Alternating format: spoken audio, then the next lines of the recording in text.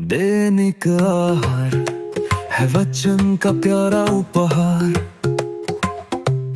रोज का है ये आत्मा का पोषण संसार। हर शब्द में छुपी है ईश्वर की पुकार। आओ सुनो समझो जीवन में लाओ प्यार।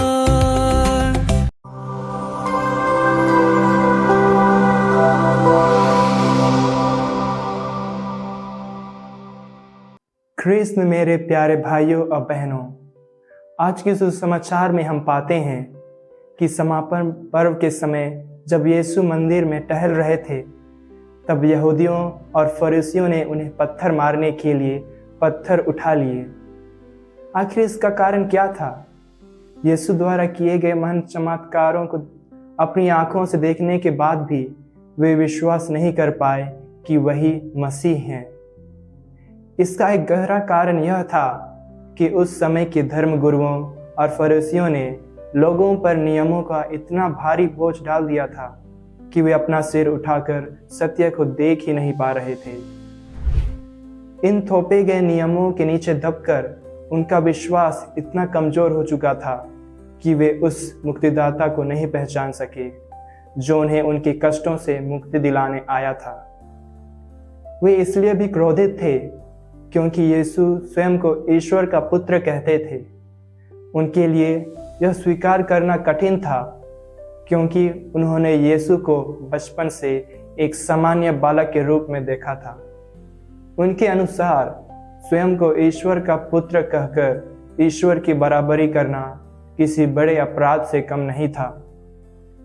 मेरे प्रिय भाइयों और बहनों, जो व्यक्ति ईश्वर पर अडिग विश्वास रखता है और उनकी आज्ञाओं पर चलता है, वह ईश्वर द्वारा भेजे गए शब्द वचन को स्वर्ग में एक सुरक्षित धन के रूप में संचित करता है।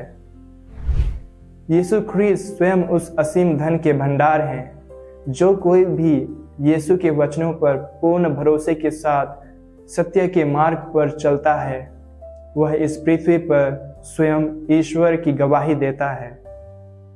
आज के इस आधुनिक युग में हम भी अक्सर ईश्वर से किसी चमत्कार या चिन्ह की अपेक्षा करते हैं। ईश्वरीय संकेत चाहना कोई बुरी बात नहीं है, लेकिन हमें स्वयं से कुछ प्रश्न पूछने चाहिए। क्या हम स्वयं इस विश्वास में इतने मजबूत हैं कि सत्य के मार्ग पर चलते हुए दूसरों के लिए ईश्वर का प्रतीक बन सकें? या फिर क्या हम भी पुराने समय के लोगों की तरह आधुनिक दुनिया के जाल और माया मोह के नीचे दबकर अपना आत्मिक बोध खो चुके हैं? संसार की ताकतें हमें ईश्वर के प्रेम से अलग करने की निरंतर कोशिश करती है, परंतु यदि हम मार्ग से भटक भी जाएं और सच्चे हृदय से पश्चाताप करें, तो ईश्वर हमें अपने असीम प्रेम के साथ पुनः अपना लेते हैं। वह हमारे दुखों और कष्टों में हमें सांत्वना और साहस प्रदान करते हैं, क्योंकि उन्होंने स्वयं हमसे वादा किया है, मैं संसार के अंत तक तुम्हारे साथ हूँ। मेरे प्रिय भाइयों और बहनों, चालीसा काल के माध्यम से माता कलीसिया हमें एक पवित्र अवसर देती है कि हम अपने पापमय जीवन का परित्याग कर सकें। यह समय ईश्वर द्वारा दिखाए गए मार्ग पर चलने और अपने विश्वास को सुदृढ़ बनाने का है। यद्यपि ईश्वर का रास्ता संकरा और कठिनाइयों से भरा हो सकता है, परंतु जो अंत तक विश्वास में स्थिर रहता है, वही सत्य और प्रेम का पुरस्कार प्राप्त करता है।